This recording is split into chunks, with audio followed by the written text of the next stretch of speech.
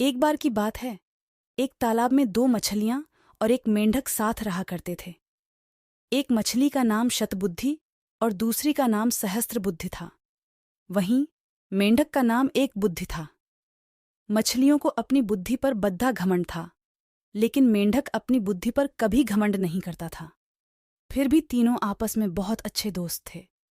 तीनों इकट्ठे तालाब में एक साथ घूमा करते थे।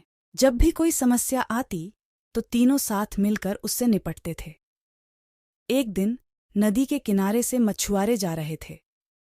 उन्होंने देखा कि तालाब मछलियों में भरा हुआ है। मछुआरों ने कहा, हम कल सुबह यहां आएंगे और बहुत सारी मछलियां पकड़कर ले जाएंगे। मेंढक ने मछुआरों की सारी बातें सुन ली थीं। तालाब में मौजूद सभी की जान बचाने के लिए अपने दोस्तों के पास गया। उसने शतबुद्धि और सहस्त्रबुद्धि को मछुआरों की सारी बात बताई। एक बुद्धि मेंढक ने कहा, उन्हें अपनी जान बचाने के लिए कुछ करना चाहिए। दोनों मछलियां कहने लगीं, हम मछुआरों के डर से अपने पूर्वजों की जगह छोड़कर नहीं जा सकते हैं। दोनों ने फिर कहा, हमें डरने की जरूरत नहीं है, हमारे पास इतनी बुद्धि है कि हम अपना बचाव कर सकती हैं। वहीं एक बुद्धि मेंढक ने कहा, मुझे पास में मौजूद एक तालाब के बारे में पता है, जो इसी तालाब से जुड़ा है।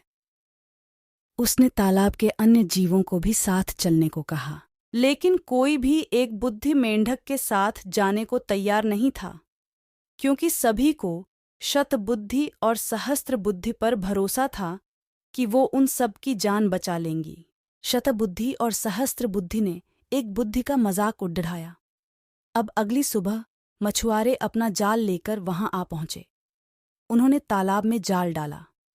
तालाब के सभी जीव अपनी जान बचाने के लिए भागने लगे, लेकिन मछुआरों के पास बद्धा जाल था, जिस कारण कोई भी बचकर नहीं जा सका। जाल में बहुत सारी मछलियां पकड़ी गईं। शतबुद्धि और सहस्त्रबुद्धि ने भी बहुत बचने की कोशिश की, लेकिन उन्हें भी मछुआरों ने पकड़ ही लिया। जब उन्हें तालाब से बाहर लाया गया, तब तक दोनों की मौत हो चुकी थी।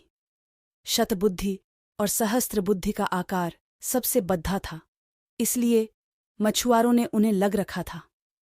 उन्होंने बाकी मछलियों को एक टोकरी में डाला, जबकि शतबुद्धि और सहस्त्रबुद्धि को कंधे पर उठाकर चल दिए। जब वह दूसरे तालाब के सामने पहुंचे तो एक बुद्धि मेंढक की नज़र इन दोनों पर पड़ी। उसे अपने मित्रों की यह हालत देख बड़ा दुख हुआ। उसने अपनी पत्नी से कहा कि काश इन दोनों ने मेरी बात मान ली होती तो आज ये जिंदा होती। कहानी से सीख, कभी भी अपनी बुद्धि पर घमंड नहीं करना चाहिए।